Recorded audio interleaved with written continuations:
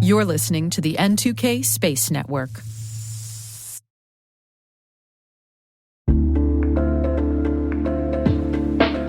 And now, a word from our sponsor, SpyCloud, the cybercrime analytics leader. SpyCloud disrupts cybercrime by telling you what criminals know about your business and your customers, so you can take action to prevent ransomware, session hijacking, account takeover, and online fraud. SpyCloud constantly recaptures and analyzes new data from the criminal underground, including credentials, session cookies, and PII siphoned from malware-infected devices. With knowledge of the specific exposed data criminals have in hand from InfoStealer malware on managed and unmanaged devices, security teams can respond with a more efficient and effective process called post-infection remediation that fits seamlessly into existing incident response frameworks.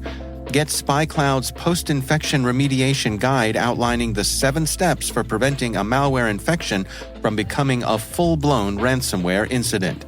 Visit spycloud.com/cyberwire. That's spycloud.com/cyberwire. And we thank SpyCloud for sponsoring our show.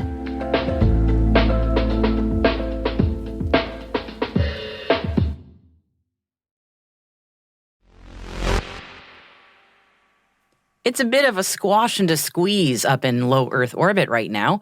As you might have missed it, but Crew-7 headed up to the International Space Station over the weekend. That means right now there are 11 people on the ISS, with 4 new crew joining the crew already aboard Expedition 69. Nice. T-minus 20 seconds to LOS speed rest. Go for deploy. Roger, roll. Today is August 28th, 2023. I'm Maria Varmazis, and this is T-minus.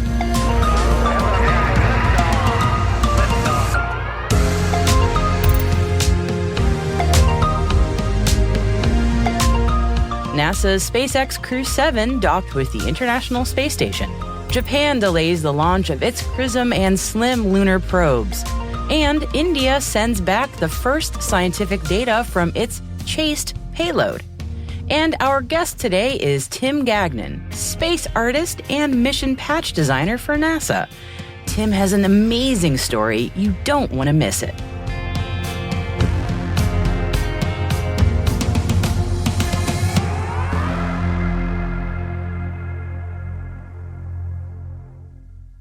And now on to today's intelligence briefing. In the very early morning hours on Saturday, the SpaceX Crew-7 mission launched successfully from the Kennedy Space Center in Florida on a SpaceX Falcon 9 and headed to the International Space Station. The Dragon spacecraft atop the Falcon 9, named Endurance, docked with the International Space Station's Harmony module on Sunday, with the Crew-7 crew of 4 joining the Expedition 69 crew already aboard the ISS, bringing the total number of crew on the ISS up to a cozy 11 for the next few days. In a few more days, at the beginning of September, and yes, it's already almost September, Crew-6 will take a ride home on their own Dragon, the currently docked Endeavour, and splash down in the Atlantic Ocean. Crew-7 consists of NASA astronaut Jasmine Moghbeli, ESA astronaut Andreas Morgensen, JAXA astronaut Satoshi Furukawa, and Roscosmos cosmonaut Konstantin Borisov. These 4 crew are the foundation for the upcoming Expedition 70 mission aboard the ISS in 2024. And a little bit of trivia for you about the Crew-7's ride to the ISS, the Dragon capsule Endurance. It was thusly named in 2021, not only because of the famous ship used in the Shackleton voyage in the Trans-Antarctic Expedition, Google that one if you don't know it, but also because of the tenacity of the SpaceX and NASA teams who built the craft and trained the crew all during the COVID pandemic. And it's deja vu all over again.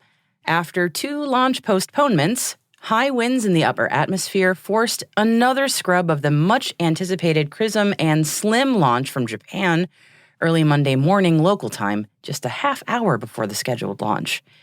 The H-2A rocket was pushed back to the vehicle assembly building at Tanegashima Space Center, and a new launch date hasn't been yet announced, but JAXA says the new launch window opens this Thursday, August 31st, and runs to September 15th. The high winds that necessitated the scrub, some were clocked at over 100 kilometers an hour, are being fueled by typhoons in the region. Feels like space launch in Japan just cannot catch a break lately. Let's hope they have better luck soon. India's Vikram Lander has sent back scientific data from its ChaSTE, and that's ChaSTE, payload. ChaSTE stands for Chandra's Surface Thermophysical Experiment and measures the temperature profile of the lunar topsoil around the southern pole. India's space research organization hopes to understand the thermal behavior of the moon's surface. ChaSTE has a temperature probe equipped with a controlled penetration mechanism capable of reaching a depth of 10 centimeters beneath the surface. The probe is fitted with 10 individual temperature sensors. ISRO has shared a graph that illustrates the temperature variations of the lunar surface and near surface at various depths, as recorded during the probe's penetration. This is the first such profile for the lunar South Pole. Very cool. Voyager Space has been awarded a $900 million ceiling indefinite delivery, indefinite quantity contract, also known as IDIQ, by the U.S. Air Force Lifecycle Management Center's Architecture and Integration Directorate for yielding cost-effective warfighting capabilities. The award is through Valley Tech Systems Incorporated, which is part of Voyager Space's defense segment. Through the contract, Voyager's defense segment will contribute to a wide range of activities, including modeling, simulation and analysis, test engineering, standards and architecture development, software development, and advanced synthetic/virtual simulator environments development for operational test and training. Now, we did mention last week not to get fooled by the big numbers in these contracts, as last year only 2.3% of the companies under IDIQ contracts received any money amounting to less than 1% of all contracts' value. So congratulations, Voyager, but we'll wait to see how much they actually receive. The Space Force and the Pentagon's Defense Innovation Unit, known as the DIU, is looking to speed up its response to space-based threats. They're looking for commercial solutions to prototype and operationally demonstrate on-orbit tactically responsive space, known as TAC-RS systems. The DIU is looking for a demonstration that includes end-to-end capability to rapidly launch within 24 hours of notice, match orbital plane, conduct rendezvous and proximity operations, and inspect and characterize a simulated threat on an operationally relevant timeline. This prototype will culminate with a TAC-RS operational demonstration called Victus Haze. The proposal request is being managed by Space Systems Command's Space Safari Program Office, which was established to directly respond to urgent launch needs of the U.S. Space Command and other combatant commands. If you're interested, we've included the DIU solicitation in our show notes. French space mobility company Exotrail has signed a contract with Muon Space to supply electric propulsion systems for the next phase of U.S.-based Muon Space's climate monitoring constellation. The 5 vehicles are part of the next phase of Muon Space's climate constellation, which will use a new generation of sensors to monitor Earth's climate and ecosystems. Astranis has signed a contract with an undisclosed partner of the national security space community to demonstrate secure end-to-end communications using the Arcturus satellite. As part of the contract, Astranis will use the Arcturus satellite to demonstrate secure uplink and downlink from San Francisco to Alaska and back. Astranis says this demo shows the growing agility to rapidly address national security needs with Astranis's micro-geo, and the company hopes it will lead to the procurement of multiple dedicated satellite assets in the future. Space technology company Scout has acquired Free Space Incorporated to strengthen Scout's defense and technical capabilities. Scout says it hopes the move will help broaden the inroads the company has built with the U.S. Department of Defense, intelligence community, and civil government. Terms of the deal have not been disclosed. Virgin Galactic has announced that the flight window for their next commercial space flight will open next Friday, September 8th, which supports earlier announcements that the space tourism company will be holding flights on a monthly basis. Meanwhile, their home launch facility, Spaceport America, has released an economic impact report for 2022.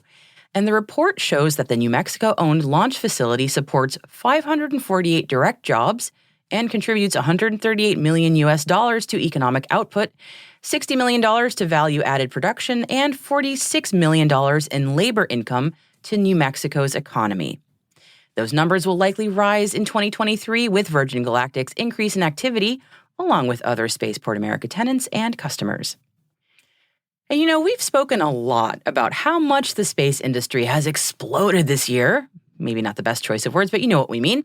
And this new stat had us all whooping here at T-. The SpaceX Starlink Group 611 launch on August 26th marked the milestone 100th FAA licensed space operation so far in fiscal year 2023, with more to be added before the year ends on September 30th. For comparison, there were 74 FAA licensed commercial space operations in all of financial year 2022. So we're all anxious to see if SpaceX makes its milestone of 100 launches in 2023. Just 4 months to go, guys.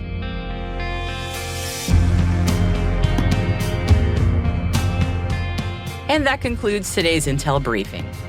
As always, you'll find further reading on all the stories we've mentioned in our show notes. On Friday's show, we mentioned that the Viasat-3 Americas satellite had encountered a power subsystem anomaly, and it seemed that the knock-on effect is being felt in the insurance industry. We've included a report from Bloomberg in our show notes about how space insurers are preparing for market-rattling claims. And we've also shared a story on the rocket woman behind Chandrayaan-3's historic lunar landing, Dr. Ritu Karidal Shrivastava. They're all at space.n2k.com. Hey T- crew, did you know that every Monday we produce a written intelligence roundup? It's called Signals and Space. So if you happen to miss any T- episodes, no judgment if you do, this strategic intelligence product will get you up to speed in the fastest way possible. It's all signal, no noise. You can sign up for Signals and Space in our show notes or at space.n2k.com.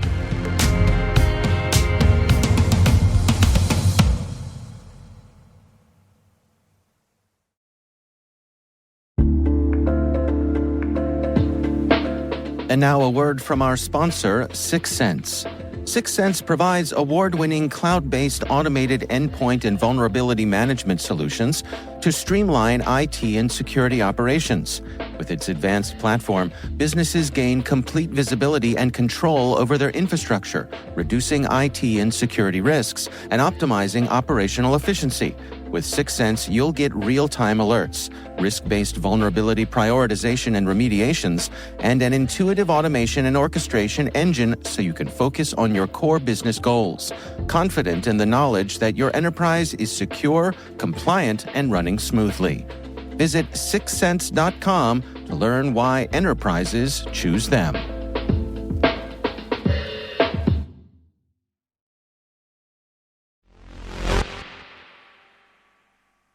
Our guest today is Tim Gagnon. He's a space artist and a mission patch designer for NASA. I started off by asking Tim how he first got involved in designing patches for spaceflight missions. I kept writing to astronauts throughout the shuttle program, and they were always very kind and gracious. And in spring of 2004, John Phillips, who was the flight engineer for Expedition 11, his mission commander was Sergei Krikalev, and he wrote back saying, yeah, sure, we'd like to see what you can do. And they outlined some of their mission objectives. It was originally supposed to be a three-person increment. Sergei Volkov was going to launch on the shuttle and join them on orbit. And so they were going to have Sergei Krikalev and John Phillips were going to launch from Russia, or Baikonur, and Sergei Volkov was going to launch from Florida, and they were going to meet up. So a few of the sketches kind of included that element. And there was one that had some serious consideration that they wanted me to change the placement of names and so forth. But they came back with another thought that Sergei Krikalev had been a member of Expedition 1. And that crew had requested the radio call sign Alpha for the space station. because it was the first international space station. And he wanted to try to hide a stylized Greek letter alpha in the design. So if you follow the launch plume up to the first one, and that's in the Russian flag, that's an alpha letter. And then the other number 1 that forms overall number 11 shows a different launch site, which was the original intent. That was the design that was chosen. I finished my work probably around September of that year, and I sent it off to John, and he sent me an email probably early December with the finished artwork, and it had changed because Sergei Volkov was already not going to fly that increment. He ended up flying a later increment. But the sun on that patch is where his name would have been. And he was the son of Alexander Volkov, another Russian cosmonaut. And so he says the sun on that patch represents him as the son of a cosmonaut. There's a lot. I mean, I've been looking at this design. I would never have caught half of that. And I feel ashamed. I just got back from Greece and I didn't even recognize the alpha. As soon as you said, I'm like, yes, it is an alpha. How did I not catch that? Well, we had to make it very stylized because it was somewhat controversial when Expedition 1 asked for the call sign. NASA didn't want to have names on things. You know, they were still leery of that because both Russia and the United States had flown space stations prior to this. And so the crew was pretty brave to request that call sign. They didn't want an international incident about somebody being offended at, well, this ain't the first space station, you know. And they got away with it for STS-1, but you notice nobody calls the ISS Alpha anymore. Yeah, I was going to say, it's a bit of interesting trivia there. I'm fascinated by the process of making something as information dense as a patch is. And you've done so many. So how do you even begin to distill the information that needs to be there with just aesthetics of making sure that, you know, it looks good? What's your process for that? The process for me is to start out by researching what is the mission goals for this one. You know, like on a shuttle mission, are they carrying up a specific piece of hardware? What is unique about that expedition that is different from any other expedition prior to it? Every crew still wants something unique. And so the challenge is still there for any artist that gets the opportunity. But I usually study the mission objectives and how can that best be represented. And I try to put, how would I want to, if I was in orbit and seeing this mission from an outside perspective, what would I want to see that would make that mission understandable? And so I try to place my imagination in orbit, seeing, that mission happening. And then I make up some sketches, and I still start out with pen and ink. Now I just, scan it and email it to a client, or I'll do a rough rendering on the computer. And then they come back with, we like this, we don't like that, let's change this to that. And it's a process. No patch has one parent.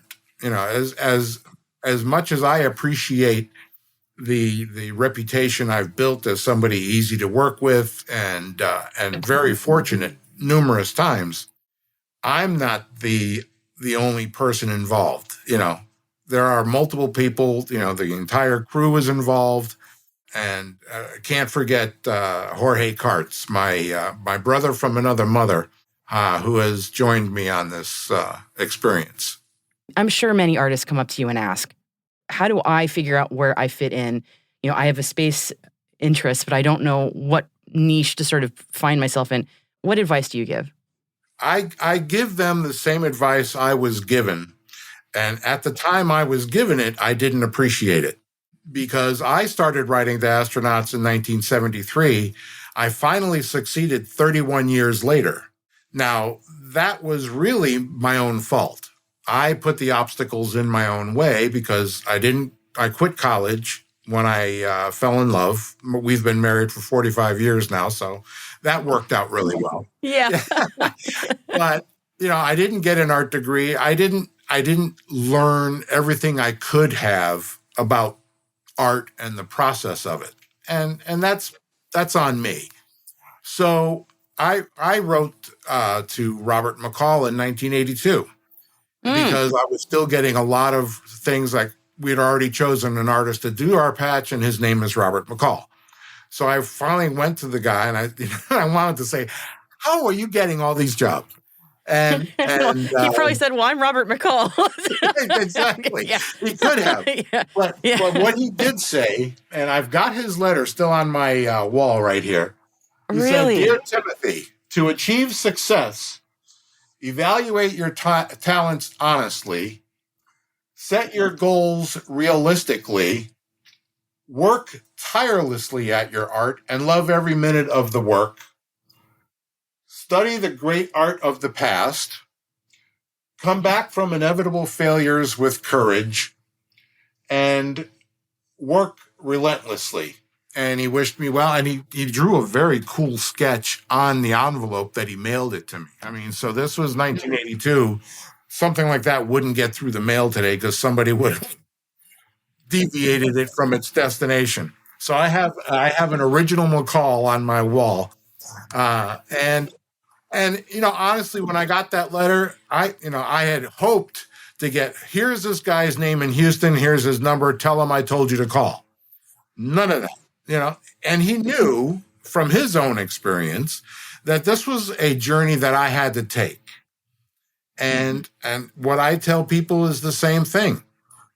Be relentless, keep sharing, keep working at your art. And I tell, especially if I'm talking to the students, artists, if they're anything like me, and artists generally are, they're their own worst critic.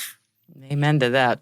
Yeah. I mean, this is done. And of course, their mom or their wife or their, someone who loves them say, oh, that's very nice.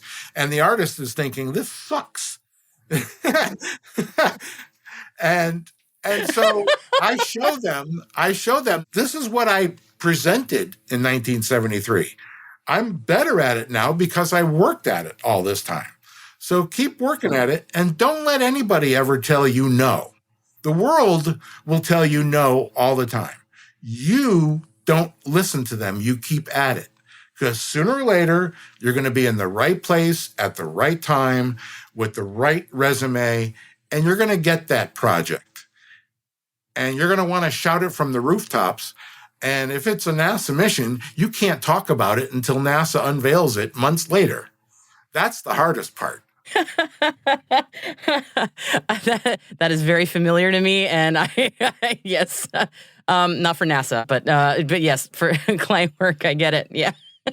I mean, I finished my involvement with Expedition 11 in September of 2004. They didn't unveil it at a press conference until February of 2005. Oh, agonizing. And I couldn't say a word because if I had, they could have simply said, nope, this ain't our patch anymore. And something else would have been created and some other artist would have a cool story to tell. What I love about your story, in addition to everything I've fangirled about already, is that you didn't give up. Sorry for fangirling. I'm just admitting it. Now, there were some pretty frustrating times when I kept getting the rejection letters. And I get that. And it's, why can't they see how enthusiastic and passionate I am, But the work had to match my enthusiasm and my passion.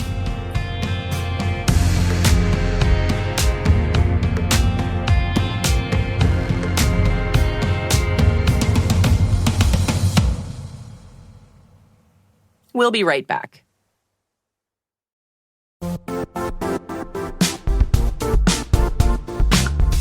Now, a word from our sponsor, the Johns Hopkins University Information Security Institute, currently seeking qualified applicants for its innovative Master of Science in Security Informatics degree program. study alongside world-class interdisciplinary experts, and gain unparalleled educational, research, and professional experience in information security and assurance. Interested U.S. citizens should consider the National Science Foundation's CyberCorps Scholarship for Service program, which covers tuition and a $6,000 annual professional development allowance, as well as providing a $37,000 additional annual stipend. Apply for the scholarship and the fall semester by March 1st. Learn more at cs.jhu.edu/MSSI.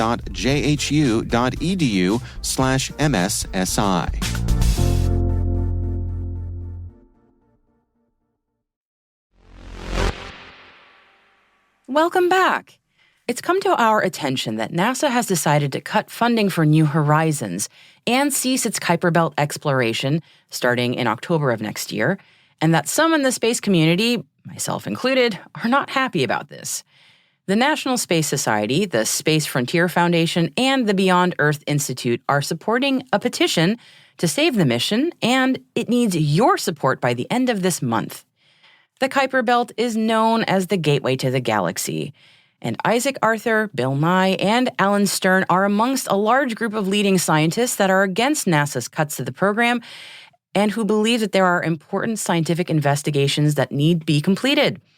And our T-Minus producer, Alice Carruth, is a huge fan of Pluto, which is still considered a planet in her home state of New Mexico. Didn't even know states could do that, but they can. If, to you, like me, the potential of Kuiper Belt exploration is too good to pass up, and if the gorgeous close-up images of Pluto that New Horizons took in 2015 captured your heart, see what we did there, whatever you feel about the efficacy of online petitions, you should sign on to this one. We've included a link to the petition in the show notes, and the petition also includes an excellent explainer by Isaac Arthur on the importance of this region and the benefits of continuing this study. Please sign it and share it with your community.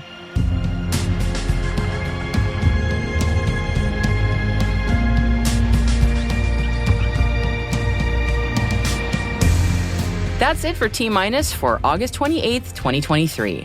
For additional resources from today's report, check out our show notes at space.n2k.com. We'd love to know what you think of this podcast. You can email us at space@n2k.com or submit the survey in the show notes. Your feedback ensures we deliver the information that keeps you a step ahead in the rapidly changing space industry. We're privileged that N2K and podcasts like T-Minus are part of the daily routine of many of the most influential leaders and operators in the public and private sector, from the Fortune 500 to many of the world's preeminent intelligence and law enforcement agencies. N2K Strategic Workforce Intelligence optimizes the value of your biggest investment, your people. We make you smarter about your team while making your team smarter. Learn more at n2k.com. This episode was produced by Alice Carruth, mixing by Elliot Peltzman and Trey Hester, with original music and sound design by Elliot Peltzman. Our executive producer is Brandon Karp. Our chief intelligence officer is Eric Tillman. And I'm Maria Varmazes. Thanks for listening. We'll see you tomorrow.